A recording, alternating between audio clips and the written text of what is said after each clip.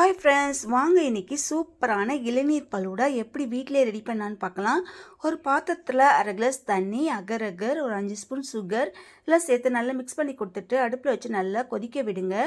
இது கொதிச்சுக்கிட்டு இருக்கட்டும். இப்போ 2 இளநீரை நல்லா உடச்சி எடுத்துகிட்டு வடிகட்டி எடுத்துக்கோங்க.